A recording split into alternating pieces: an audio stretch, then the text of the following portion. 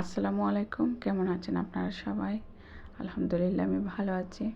তো আজকে কিন্তু আমি বানিয়ে নিয়েছিলাম তালের পিঠা। তালের সিজনে আপনারা কে কে তালের পিঠা খেয়ে নিয়েছেন অবশ্যই জানাবেন।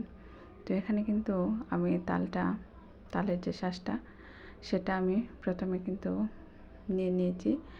আর আমি এখানে 2 চামচের মতো তালের শাঁস নিয়েছি, নিয়ে এখানে আমি চিনি দিয়ে দিয়েছি আরও 2 চামচ দিয়ে এখন কিন্তু আমার চিনিটা আমি ভালোভাবে মিক্স করে নিব। আর এখানে দিয়েছি আমি 1 চিমটি লবণ, আর দিব এখানে আমি দিব আমি 1 চামচের মতো বেকিং পাউডার। বেকিং পাউডারটা দিলে কিন্তু আপনার পিঠাটা ফুলে উঠবে খুব সহজে। তো এখানে মিক্স করে ভালোভাবে চিনিটা গলিয়ে নিচ্ছি।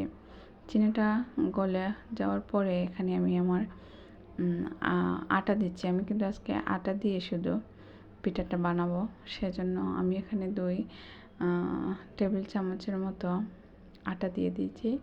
আটা দিয়ে এখন আমি আমার তালের শাঁসের সাথে ভালোভাবে মিক্স করে নিচ্ছি চামচের সাহায্যে। মিক্স করা হয়ে গেলে আমি কিন্তু চামচটা রেখে আমার হাত দিয়ে ভালোভাবে মেখে আমি শাঁসটা মিক্স করে নিব। তো ভালোভাবে কিন্তু চিনিটা মিক্স হয়ে যাবে। তো এই ব্যাটারটা বানিয়ে কিন্তু আমি রেখে দিব রেস্টের জন্য। রেস্টে রাখলে কি হবে, আপনার আটাটা অ্যাক্টিভ হবে আর চিনিটা গলে যাবে, আর সব কিছু একসাথে মিক্স হওয়ার একটা টাইম পাবে। তারপরে যখন পিঠাটা বানাবেন তখন কিন্তু পিঠাটা ফুলে উঠবে। আমার এক্সপিরিয়েন্স থেকে বলছি, আমি কিন্তু এভাবেই বানাই, মাঝে মাঝে আবার অন্যরকম করেও বানাই। তো আপনারা কিভাবে বানান? নিশ্চয়ই আমার মতো না, সবাই ডিফারেন্টভাবে বানায়। তো আমি কিন্তু এভাবেই বানাই। আর এখন চলে যাব আমি পিঠাগুলো ভাজতে। তো এখানে কিন্তু আমি হাতের সাহায্যে আমি আমার পিঠাগুলো এখানে দিয়েছি। দেখেন আমার পিঠাটা কিন্তু ফুলে উঠেছে বেকিং পাউডার দেওয়ার জন্য।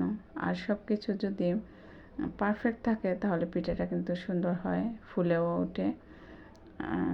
অনেকে অনেক সাইজ দিয়ে বানায়, আমি ছোট ছোট সাইজ দিয়ে বানিয়ে নিয়েছি। মিষ্টির পরিমাণ যদি পারফেক্ট থাকে তবেই কিন্তু পিঠাটা সুন্দর হবে। তো এখানে দেখেন আমার সবগুলো পিঠা কিন্তু আমি এক এক করে বানিয়ে নিয়েছি। আপনাদের কাছে আমার এই পিঠা বানানো কেমন লেগেছে অবশ্যই জানাতে ভুলবেন না, আর আমার সাথে থাকবেন। ধন্যবাদ সবাইকে।